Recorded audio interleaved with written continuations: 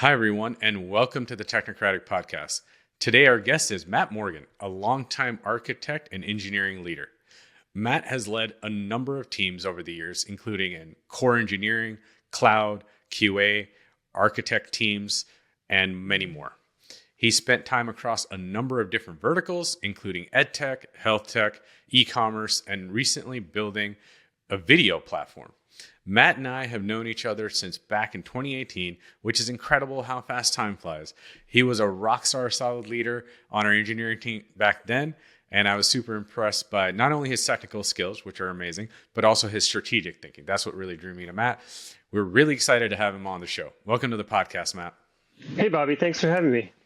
Absolutely. And Matt, we're just going to jump right into it. You know, you've run so many different kinds of teams over the years, and I know that you're looking at everything that's happening in AI super carefully, and you're very, very cautious and careful about how you bring AI into your team and what you do with it. And so tell us a little bit about what you've been observing on the ground with your team and how they're starting to use AI. And maybe not starting to, maybe they've been using it for a while, but how has it started to make a change in your team? Yeah, I think I'm working for a company called CommentSold, and we are very AI forward. We're very kind of technology forward in terms of our thinking, and so we've, for example, our developers have had access to GitHub Copilot since early on. There's a few different competing products out there. We already had GitHub, so that's one that we chose, and I know that adoption there is pretty wide. So developers are making good use of those tools. We're looking at other tools. There's a lot of other tools in that space. Cursor, Claude AI. Cursor's huge. And we're trying to keep on top of those things. It's actually something that I've spent a non-insignificant amount of time lately is trying to figure out what we should use and how best to leverage this without just spending a lot of money and not getting much out of it. That's part of the trick in this space. That's just for internal use cases too. I mean, we do some chatbot stuff, some of that kind of thing. We're starting to do some data analytics. Here's a bunch of data. What can you tell me about that? I think that there's really just quite a lot of use cases there. Obviously, meeting summarizations, document summarizations. So. Yeah, I mean it's definitely part of our regular workday. Yeah. You guys have pretty significantly adopted it. Now, Matt, when you get deep in the heart of the life of a developer day in and day out, where maybe they're not always writing scaffolding code because that's maybe for a new product launch or something. Maybe they're working on an established platform and they have to add new features and functionality. Is AI, whether it's Copilot or whatever, is it really helping them in writing these unique proprietary functionality? Or is it it's good for underlying stuff but not the real business specific stuff? I mean, I think it is. I think if I'm setting down to do a job, and I have a pretty good idea of how I can do that job, I think that a good coding agent will just make me do it faster. I mean, if I'm focused and I'm dedicated and I know what I'm doing, I think that a coding agent can just help me complete that task faster because it's going to take the boilerplate, the boring parts, and it's going to let me do them very quickly. It can also help kind of unblock me creatively. Now, there's, of course, a flip side of the coin, which is that if I don't know what I'm doing, I could use an agent to generate something that doesn't end well, to put it mildly. But I do believe that we can get really just a lot of this. My first experiences, I think the first one that I used was the AWS version, which they were calling Code Whisperer at the time. It was in a free preview, and I used that.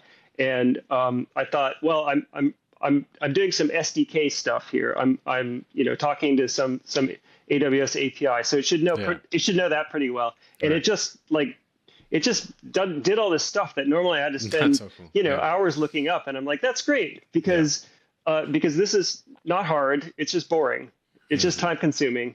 And now I can get this tool to do it for me very quickly, as long as I then validate that and understand it well. Yep. What do your developers do when they have to write code that sort of is very proprietary code or code that's not exactly boilerplate? Is it that they're using it as like a creative partner?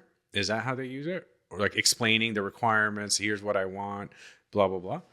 So I've talked to some of my developers about that, and I think that we're just dipping our toes in that particular water in terms of like real code gen. I'm writing a comment that says I want a function that does this, that, and the other thing, and then all that gets generated. I think it's much more common in our use cases to start writing code. The agent may suggest things as we go, Okay. and it's sort of like a very advanced autocomplete at that point. Yeah, yeah, yeah, yeah.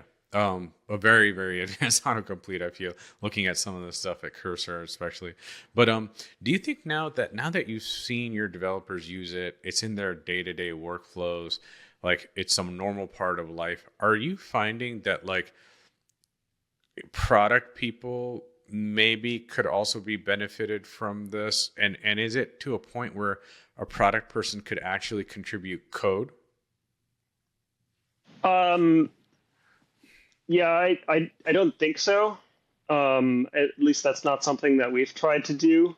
I think that what we have seen with some success is that a product person can take some data, like maybe a JSON payload or something like that, and then use a chat agent to better understand that or better introspect that, and then have like not just a conversation with the agent, but also a conversation with the development team at a more sophisticated level, and achieve a better understanding that way. Yeah, that's interesting.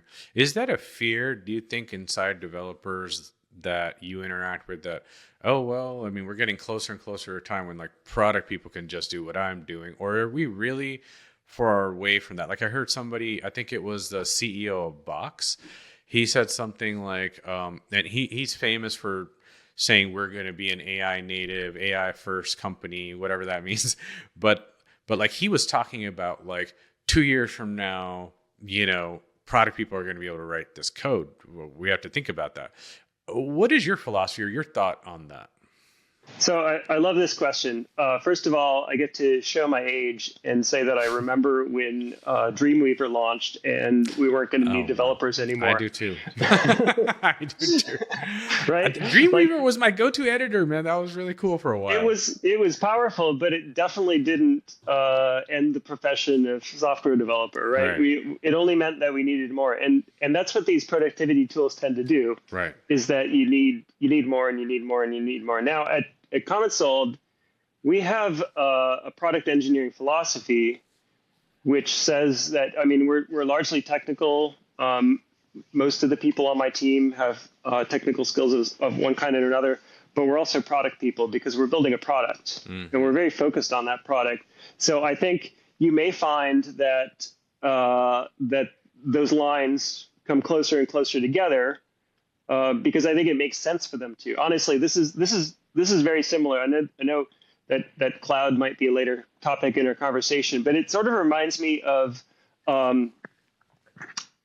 15, 20 years ago, you had, like an ops team and a development team, but cloud has really brought those things that you can still have those. You can still have different specialty areas, but a lot of times now a developer will know how to deploy things, know how to build on some cloud or another, and be very self-sufficient in that space. And you may also see, that the DevOps movement has brought about a case where the operations team now has much stronger developer skills. They use GitHub, all of that, sure. And they can contribute in that way too. And I think that product and engineering will, in some ways, not entirely. They won't entirely disappear as separate disciplines, but you'll see those come together too, because if people can generate reasonably good code from an agent, I think it becomes more important for us to have the product mindset and not just say, I read the Jira ticket and do what it says in me, which I don't think that's ever been a great look, but it has been, maybe necessary in some organizations. Yeah, yeah. Yeah, the coming together is kind of fascinating. And I think it's interesting to look at other departments in a typical company and how they sort of like sales and marketing coming together, and finance and some other departments. With product and engineering, it does seem like some of the promises of efficiencies with AI are like now finally, like 2 years later after this went berserk, are starting to kind of happen. And it's in the relationship between I'm seeing between product engineering. It's within the product and engineering teams that stand independently. Are you, obviously from a PE perspective where I come from, we look at those efficiencies a great deal. We look at the metrics and the numbers. Are you seeing measurable improvements in your team? Or if not measurable, obviously as the leader of the team, are your instincts that things are actually getting faster, better, more higher quality, maybe? I don't know if I can measure that. I think I probably could if you press me on it. If you had the time to do it, if you had a full-time person to do it. I need to have an AI agent create those measurements for me. But no, my gut tells me that we are getting way more efficient. I have experiences because the technology platform I work on is more than a few years old, right? So there's a lot of newer parts, and we're constantly improving and building new things. Right. But the core of the platform started about I want to say 2017, 2018. So there's been a journey there, right? And every once in a while, I come across a feature, and I don't want to be too mean here because everyone works hard and everyone has great ideas. But every once in a while I come across a feature, it really feels like someone just said, I need to think of a feature. And that's what brought the feature into being. And I'm looking at the feature and I'm saying, whoever asked for this, right? Like nobody ever wanted this. Why did we build it? Because I don't know. And I think that if you have an organization where product and engineering are wholly separate organizations, and you've got product managers and your job is to think up products, right? That you can find yourselves in a place where sometimes you end up with things that just really don't make sense, aren't host. And then over on the other side in engineering, they'll get that and they'll be like, what the heck is this? Well, right. My job is to build it. And now they're going to end up building something that's not even as good as that bad idea that started it, right? Yeah. And I've come across a few of these, not just with this company, really with every company that I've been through. Yeah. So I think bringing those different thoughts together and just really saying, okay, everyone has to contribute to this product. Like in some ways, everybody is a product manager. At CommentSold, right. like our support team or go-to-market team, everybody's opinion is considered, valued, and oftentimes can lead the way. Yeah.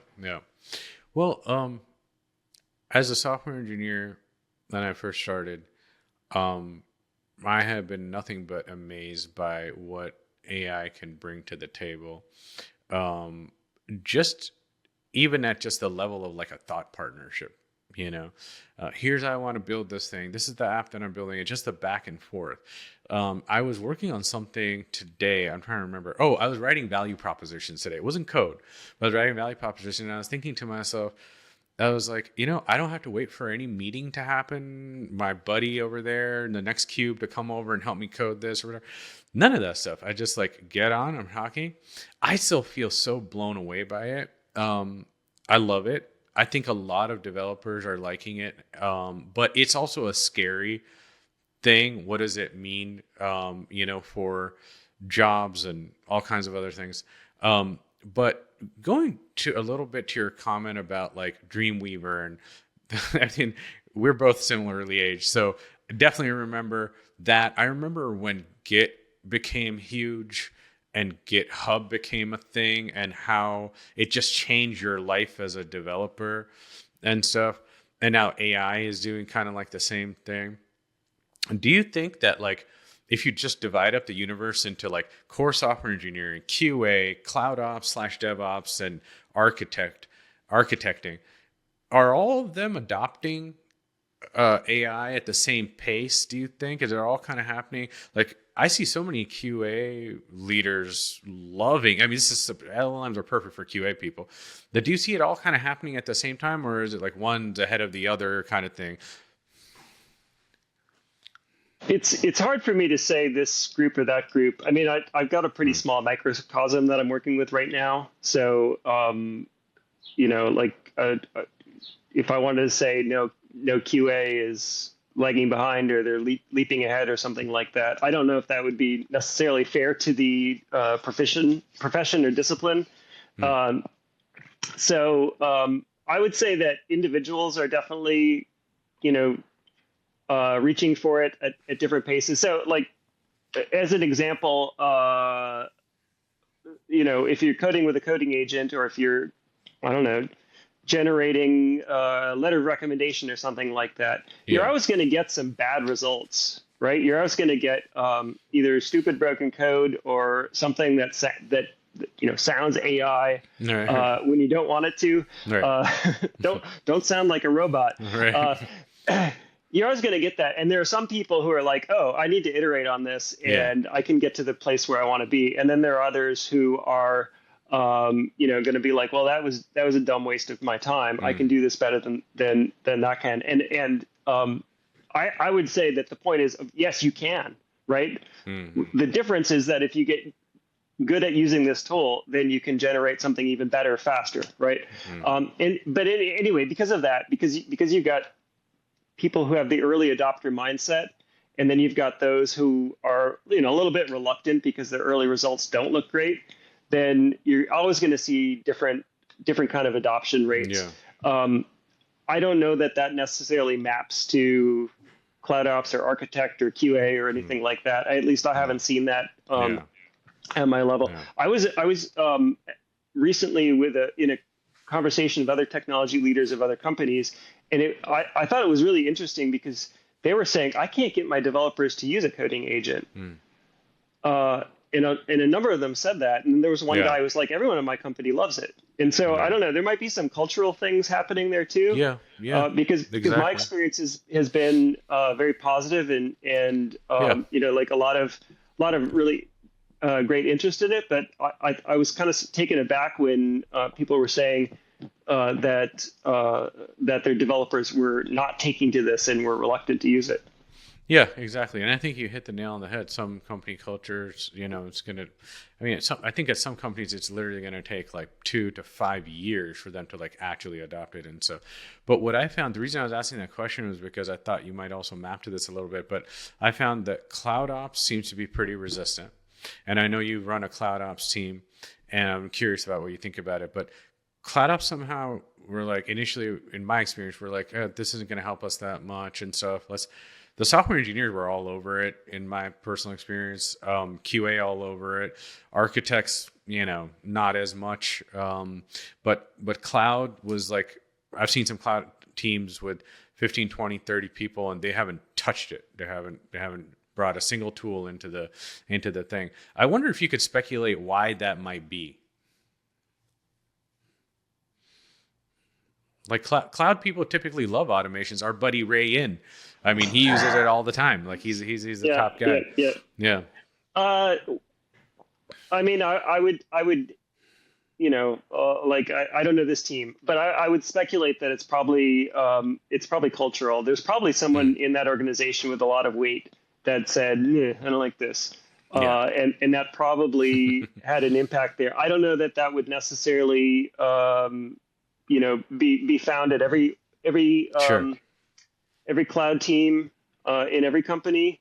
My team is tiny, so probably not really that representative, but I know that they are very interested in this kind of tool. I didn't have to push them, although Yeah. as I mentioned, we've just been open to it Right. and been encouraging. So I mean, I think that's part of it. Yeah. Do you think that now that AI can generate, I was having a discussion about this, I think it was with Asa and Ray. and we were talking about how technical debt to a software engineer maybe completely changes now. Like me and you and other people our age spent our lifetimes thinking about technical debt. And now all of a sudden you have this AI, which, yeah, sure, probably is creating a ton of technical debt, but does it matter? Because AI can just go in and, I don't know, either clean it up or just as long as the output is what we want. Maybe it's, oh, I know what happened. A friend of ours, a friend of, I think, Ray's, generated a simple tool, a web-based tool, and it was like tens of thousands of lines of code. And when Ray asked him, like, why does it have this much code? He was like, why does it matter? Who cares? It was generated by AI, but it's getting the job done. And there was this back and forth about, but who's going to have to maintain this later? That sort of thing. What's your take on AI generating lots of technical debt? It's a little bit scary. I mean, I think the promise there would be that we can find the problems somehow or other. The problems get reported. Right. We tell the agent, hey, you got to fix this, and it does it, right? And right. And we never have to go into those tens of thousands of lines and correct them. If we ever do, then I think that's a failure. Right. I mean, I think that's a problem. The really scary part, of course, would be that some flaw is introduced that gets us hacked, right? And we lose the farm. Yeah. Or something like that, or suffer reputational harm in some way. Yeah. I haven't done that yet. I've also heard of people doing things like, I had 100,000 lines of Java code that nobody wanted to touch, and I pressed a button, and now it's 10,000 lines of Golang, or whatever, or right. something that people like now. I've heard some dream stories like that too. That's pretty awesome. Yeah. I haven't done it myself, so I have to be a little bit skeptical until I see it, until I experience it, and I mean, that would be magical. Yeah. The main thing that I'm thinking about, because I've got some tech debt, of course, and I do I think using chat agents to say, okay, well, the team should have written this as a service, but instead it's in 75 places in the code base. Hey, can you find all those places, right? Can you help me to, I'm doing this refactor and this is what I need. That might be a really great opportunity there, because, searching code is hard for humans. Yeah. The other one the thing that I'm most interested in getting started on that I haven't yet is, can I do some good test automation using AI? Something that is. What do you think about that? Well, I think there's a great promise there, honestly, because now you've got agents that can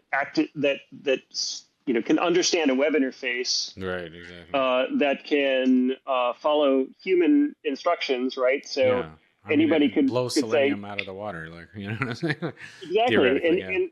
And the problem with something like Selenium and or Cypress, or like these tools that we spend a lot of time using, is that they're brittle. They break so easily. Right. But if you got an agent that can understand, okay, the button see the page, moved, but my requirement isn't where the button is. I found the button, I press the button, and and then maybe if something doesn't work, it can actually give you, well, this is what I tried, and this is what I ended up with, I think there's a lot of promise there, and I'm sure that some people have already unlocked that. I have not myself, but I'm really interested in what we can do and how much time we can save once we unlock that.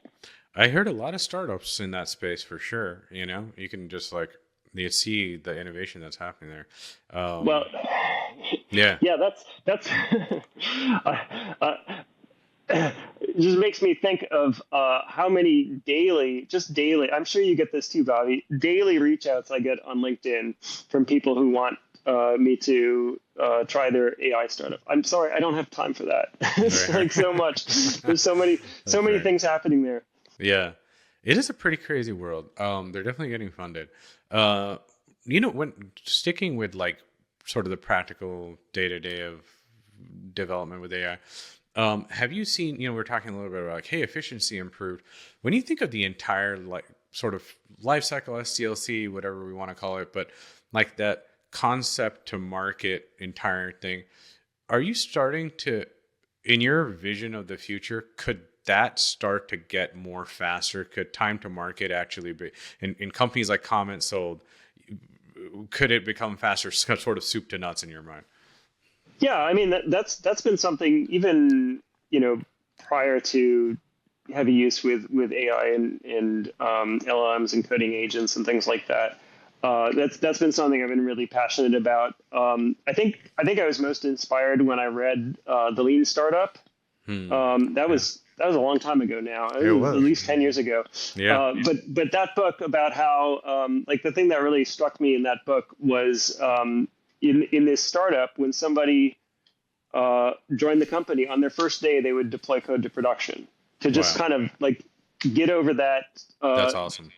That idea of the journey to production is a long one. No, let's make it really short. Let's do something, fix it, and get it out. So I've really tried to embrace that mindset in my career and see what we can do to deliver as quickly and safely as possible. So we obviously don't have a direct pipeline from a developer laptop into production, but we try to make sure that things can move very quickly when they need to. Exactly. Yeah, and it's actually this whole sort of like AI transformation of our industry has also created some unique, new kind of creative approaches in terms of just agile and SDLC, where somebody told me about this and then I started adopting it, where there's a company, they said, all we do is make Loom videos when it comes to developing requirements. And like we get onto our app and the product person makes a Loom video, and then some AI will extract from the transcript all the requirements, dump them into user stories, and then the developer takes it from there. I started trying that, and I started getting into this, and I started making Loom videos and stuff for an app that we're building. It was freaking amazing. I mean, I'm like, wow, from just that sort of organic, I'm using the app, I'm sort of giving feedback on a page or something, and then like 2 minutes later, it's in our GitHub ticket list, and it's like, wow, so many steps cut out. I'm like, this is amazing, So I think it's going to revolutionize agile. I mean, it has to, right? Yeah, I think that's great. That's not something that I've done, but what I've been doing this basically religiously for about 6 months now, is that I just turn a Slack conversation into a ticket. Right. The summarization there is pretty good. Sometimes I have to edit it, but that's fine. It's a lot faster than going ticket by ticket. Yeah. It works pretty well, and it links back to the Slack conversation where it can be continued, or where somebody can go and see the context and stuff like that. So yeah, that's a good way to go. Yeah, it's super awesome. Okay, so let's talk a little bit, sort of side topic here, but we're talking about cloud a little bit, how fast or not fast they're adopting it. When you think about like the way DevOps or cloud ops works, and maybe to you those are two different things, but like how have they been impacted with AI just in the last like 1 to 2 years as this thing has gotten kind of crazy hype? What are the big things you've seen cloud ops people just do differently? What do we do differently in cloud with with AI now? With AI now, yeah. I'm not sure. I mean, I think like I follow developments in AWS very closely, and I mean it's been there's a lot of cool products there.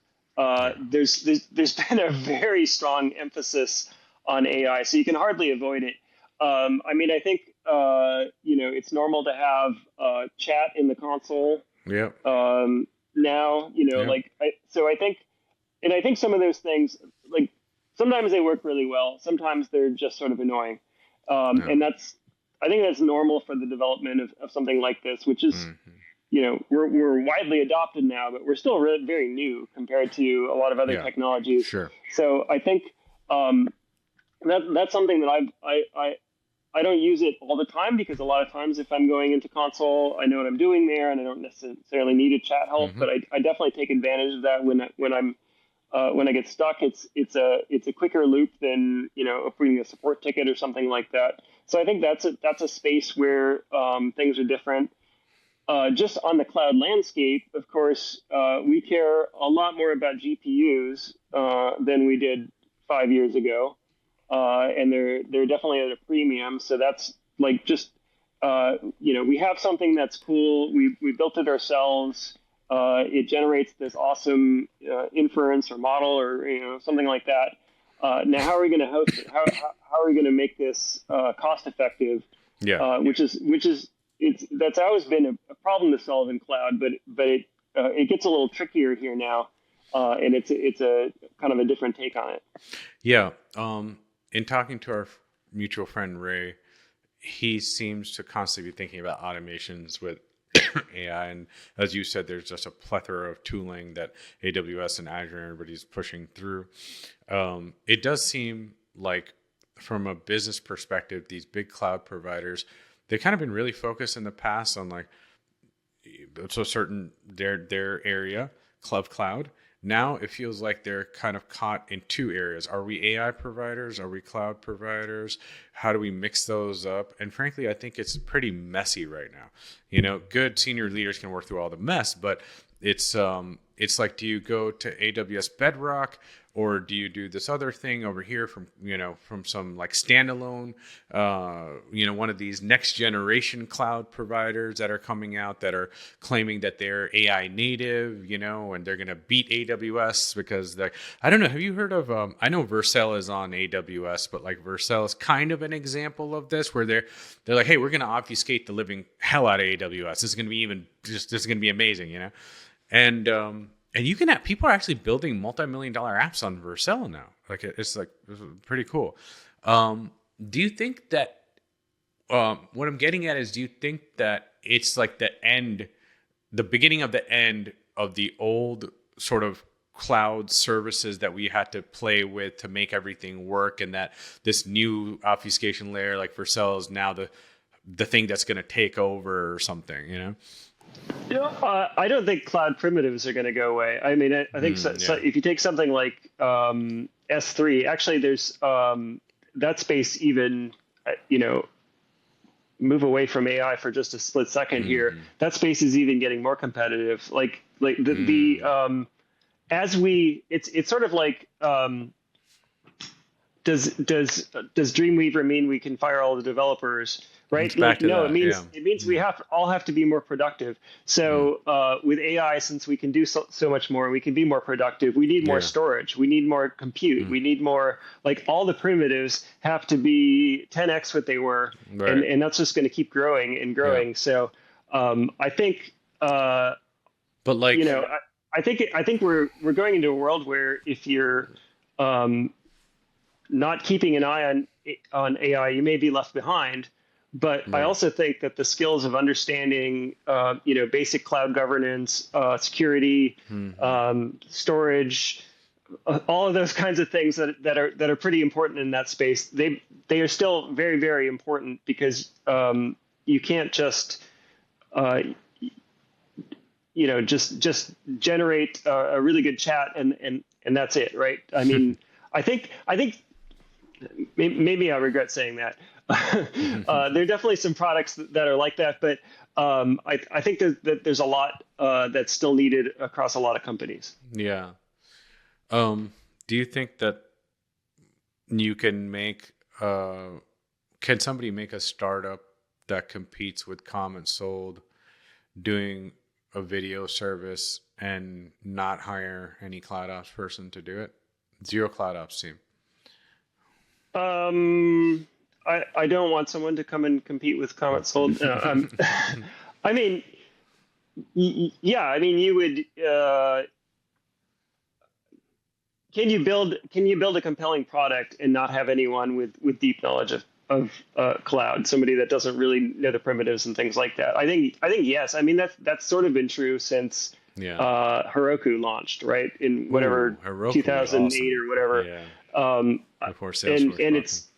I mean, there's a lot. There's a, like, you can with a little bit of knowledge you can do a fair number of things, and then I think you can slam against a scaling limit where, like, when you move from 3 customers to 1,000, Like suddenly you start to really need those kinds of skills. And I don't know that there's an agent yet that is, where you can just say, scale it or secure it or make it compliant, maybe we'll get that. I haven't seen that as a focus No, in terms of what these agents are doing. Maybe it will be, but I think the one thing that I will say is that with the amount of traffic that we get, the amount of complexity in our applications, and the size of the team that I have, we could not have done that without cloud. Like in the old days, we had data centers, we had very large teams that managed them. In many cases, they were like physically racking things. In my first job, I had a server on my desk that I managed myself. We're pretty far from that because that thing would catch fire with the kind of traffic that we do. In the having a team of 20, 30 people managing a data center or rented rack space or whatever like that's a lot of work. And right now I have a very small team that manages some pretty big infrastructure, and we can do that because of cloud. Like, for example, we don't have to schedule database backups. It's just a thing that the database does. So it's like those tools have gotten really sophisticated and stuff. And obviously, like Google, GCP, and AWS Azure, they've released so many tools that it's exactly what you said.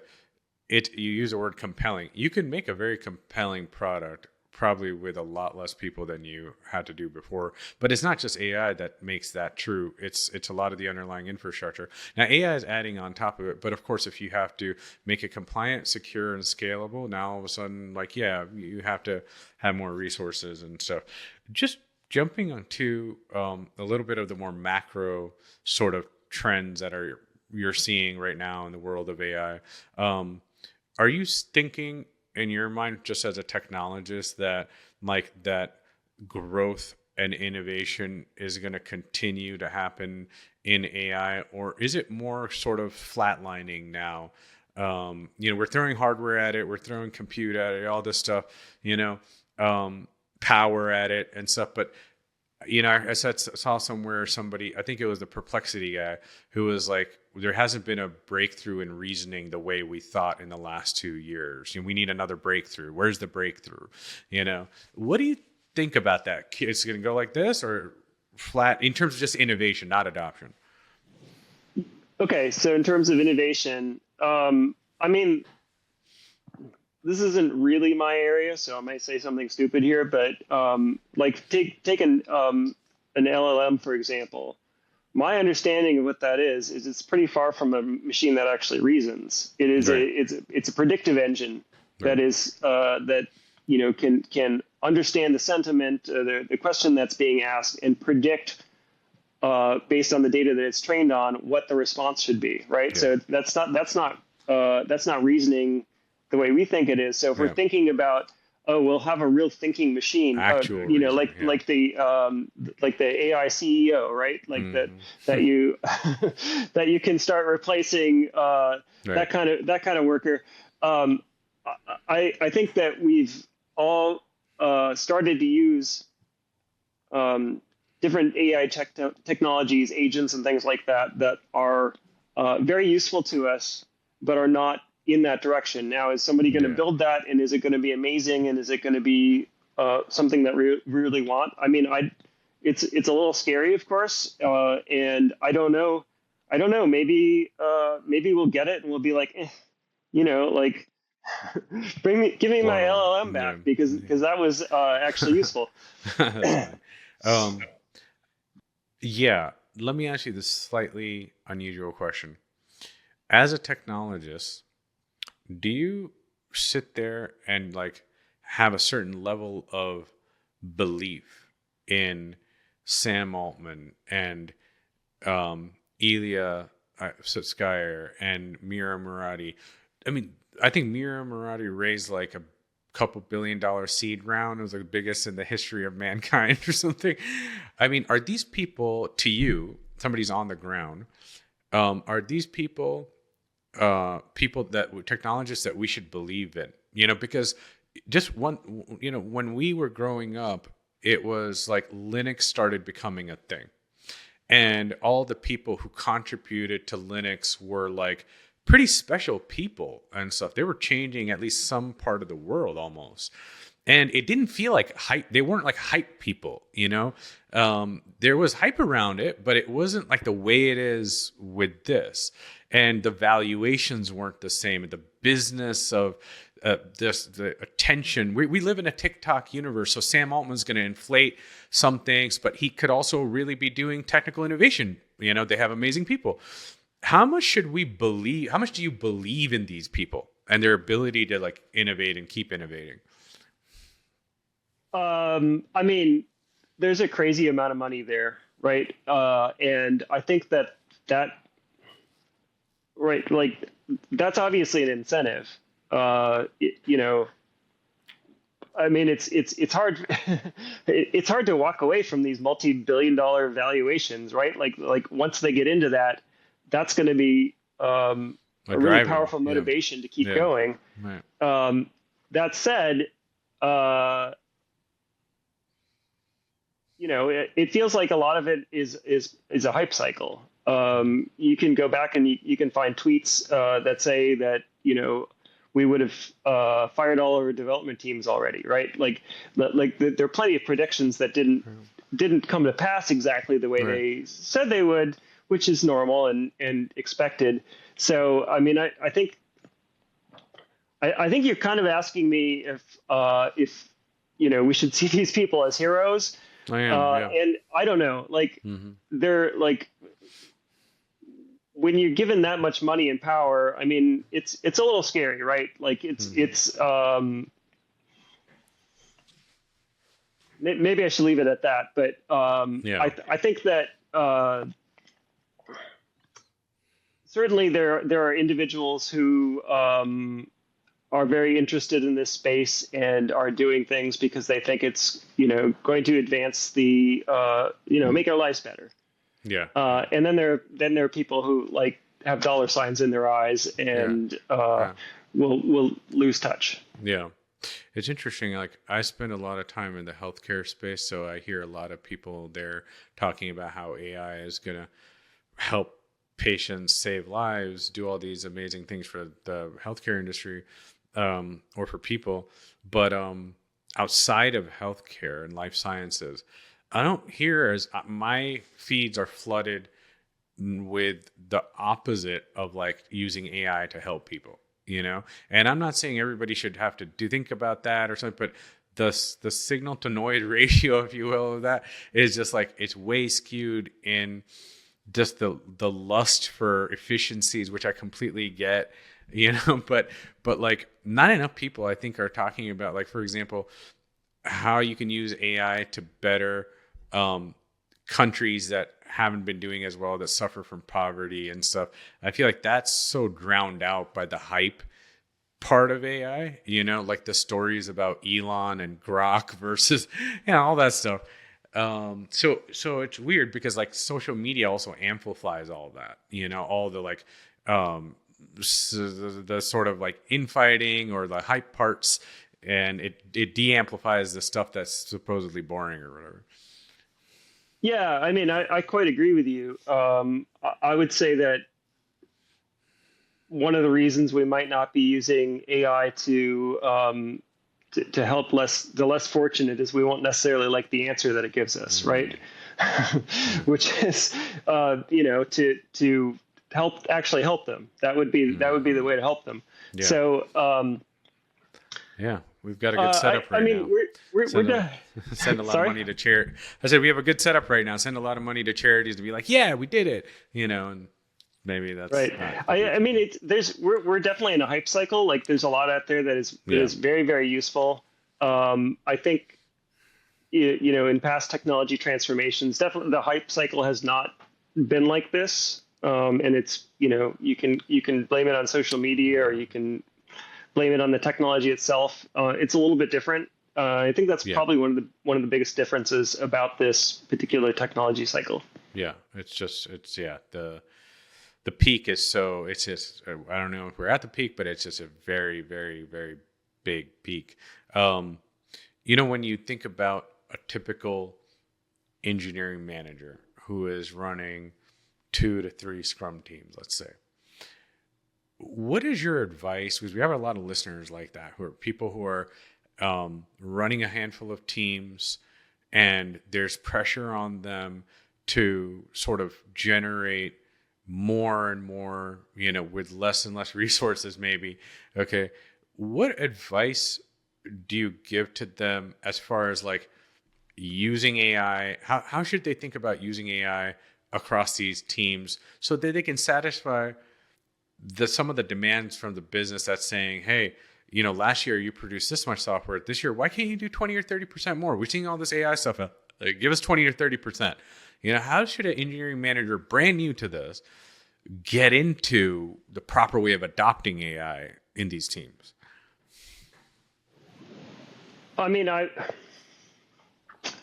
should he or she force it? Should they mandate it? I see. So the question is for that reluctant team that or just a team that hasn't done it yet, necessarily getting the productivity out of it. How do you kind of unlock that?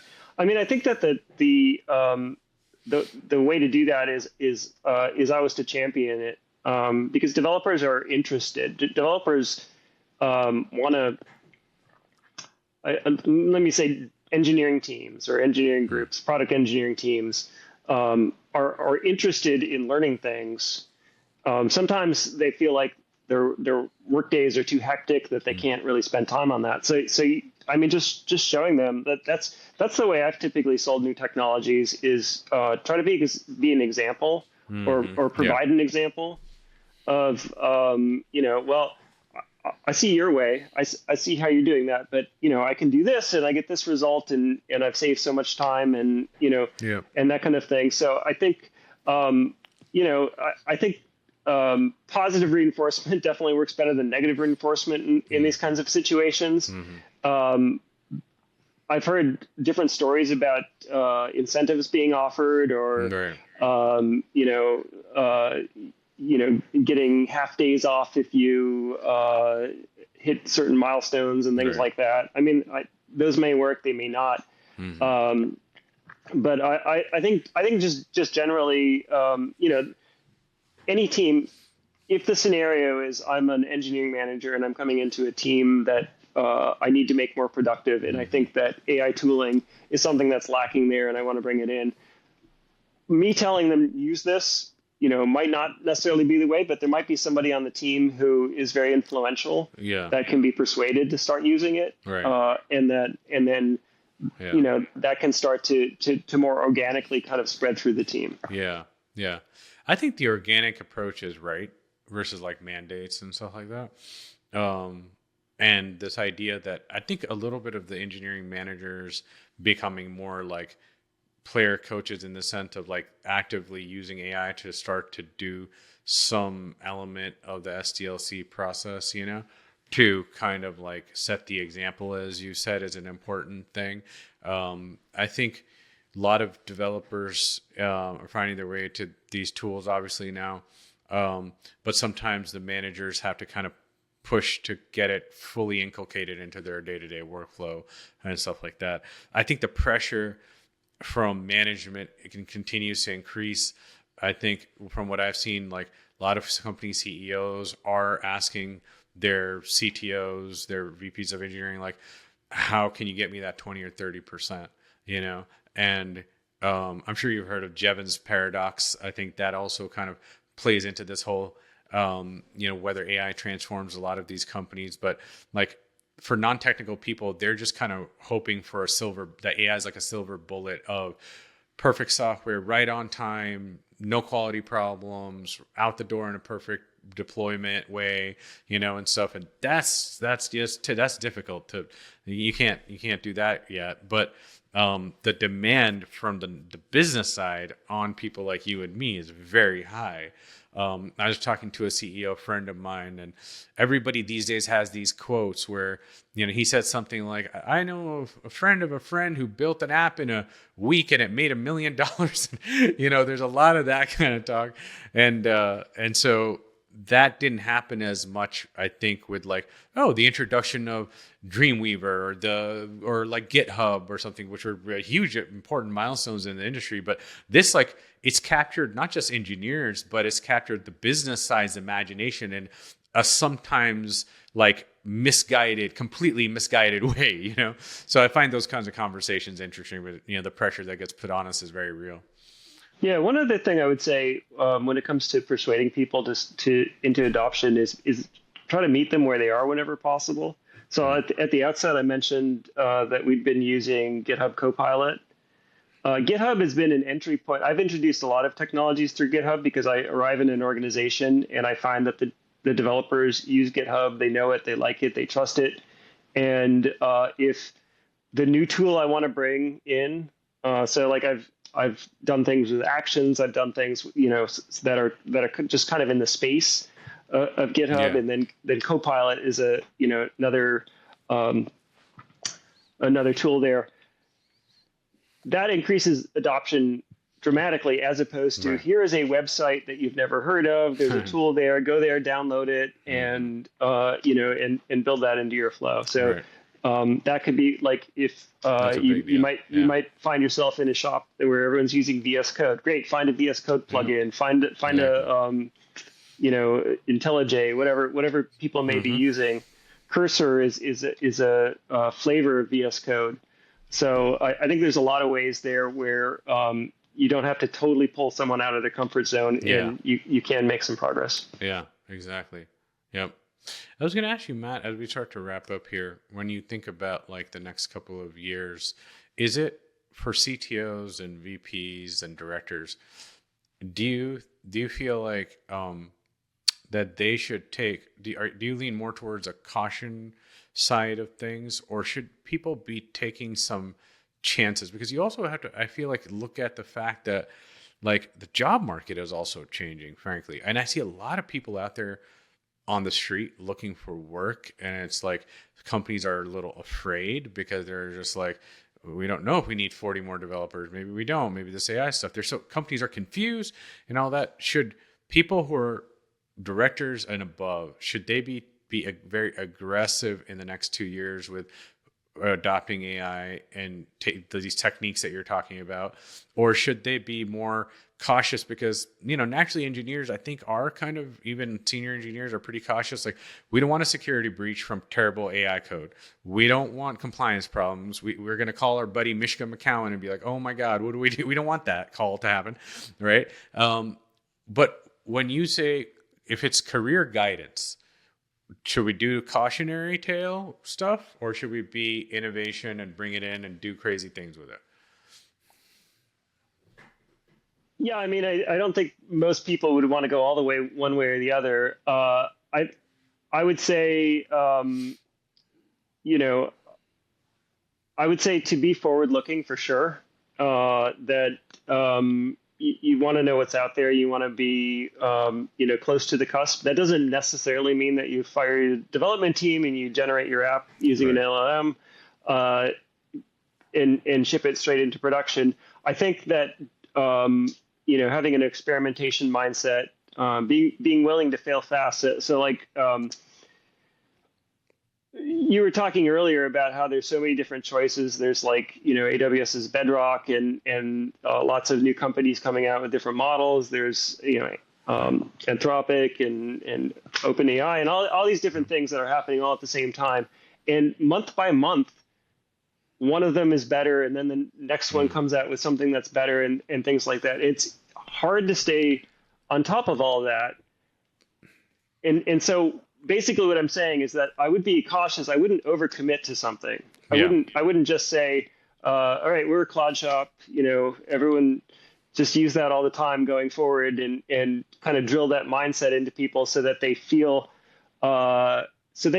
weird if next month Cursor is 10x what Claude is, and everyone has to start using Cursor or something like that. So I would be experimental. I mean, I shouldn't even say I would be. I am being experimental in that. Like, let's get some people in front of this. Let's try it a little bit. Let's see what that does for us, and see if it's moving the needle in a positive way. And if it isn't, be prepared to cut the cord and move on to something else. Yep, exactly. So have a budget for experimentation, basically, and be smart about it. But then also be careful if you're in a production environment. If you're in healthcare, for example, and stuff like regulated industry, all that, you have to be very careful with what AI things you bring in. That's great, Matt. 2 final questions, kind of big questions though. Me and you were involved in a major modernization project at some point or another. Let's say, hypothetical for you, okay?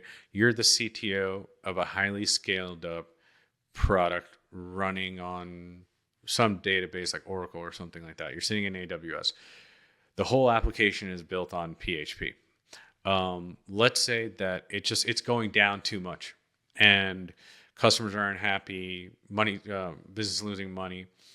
If you were the CTO of that company and you had to put in place a modernization plan, how much AI would you rely on to help you with that? Would you basically, because like right now my gut feeling is like 0%. I wouldn't rely on AI to help me with something that important right now. I'm not there yet with my feeling about AI. I don't think AI is there yet exactly. But what do you think? Is it that you can you carve out of your modernization plan and say, hey, we got to achieve feature parity. So, out of the 400 features, like 20 of these we're going to give over to AI to convert over from PHP to Node.js or something. Could you think like that, or is it just we're not there yet? So the one thing that I would say about using an agent for something like this is that it shouldn't be a big time commitment, and time is the most expensive precious resource that I have on my team, because we're talking about a 1 to 2 year project under normal working conditions here. Right. So if I build a project plan that says, okay, for 6 months, Claude is going to build this component for me, like that's crazy. Of course, like why would it take that long? And that's way too much of an investment to then find at the end like, oh, this isn't usable. But if I can, if I have a component that I think that I can feed into some agent and say, rewrite this for me, and then maybe I spend a week on that or something like that. Maybe I see like, we think this will take 3 months to build. Can I take a week and see how much of this can I do using AI? And then, maybe at the end of that week, I'm like, well, it didn't really work. So, back to what we had planned. Or maybe at the end of that week, I'm like, okay, 1 more week and this is solid. And then we move on to the next thing and maybe try this again. I mean, that could be a real game changer. Yeah. Yeah. I think if you're doing a major modernization and it's an 18-month project or something like that, AI is like an assistive tool to you for a bunch of different things, including some code conversion stuff, definitely. But like with careful checks and all that type of stuff, you can't just hand it over and just be like, oh, do this or something yet. Last question is from sort of my observation, this notion of, I've always thought that it's good to measure engineering productivity, but it's a very controversial topic and a lot of people are completely on the other side of it. AI brings, I think, again, a special kind of pressure about that because of those expectations of, I think right now, I'd probably say every CEO expects roughly 20 to 30%. Should engineers start to become measured, if only to show the before and after AI, or is it still a bad idea? What's your thought on that? The challenge is has always been, what do we use to measure, right? So like if you've got a sales organization, there are some pretty obvious metrics that you can use there to find out if they're being successful or not. But with engineering, do you do number of tickets? Great, I will make my tickets smaller. Do you do like lines of code? You definitely don't want to judge your team on lines of code because you can get a lot of code. So I think it's a little, it's always been a little bit hard for us to really to judge that. You can do story points, but they're pretty much meaningless. Right. So I don't know. That's something that I have. I have done estimates to say we were this productive and now we're this productive, and I think that the main thing there is if you're doing something like that, first of all, it is like really rough, right? It can't be that accurate. It can only be it's really a rough rough. sketch. Yeah. I think that you can take your rough sketch and you can show it to other stakeholders and get them to gut check it. And if they feel good about it and they're like, yeah, you are being more productive, then that's a win. But it's still a gut check, right? It's not any science. If some, like I might be interested if, I don't know, like what the real science for something like that would be. Yeah. So I mean, these companies spent decades thinking about this stuff. I'm just curious if like AI changes the game on it, and maybe AI can be used to measure productivity, but it still does boil down to the basic principles of, like you said, what are you actually measuring? Is it like the feature release velocity? Is it the ROI on a feature? Maybe you built the greatest feature in the world, but sales forgot to sell it. Okay, was that a success? Or not? Maybe it's sales fault. They didn't sell it. Yeah. So it's a fascinating area. Yeah. Okay. I think we're at the end of our time. It was a pleasure talking with you today, Matt. The pleasure was all mine. And I'm sure our listeners will have taken a lot from this discussion. So thanks for everyone for joining. And I'll see you next time on the Technocratic Podcast. In the meantime, keep the sharks swimming.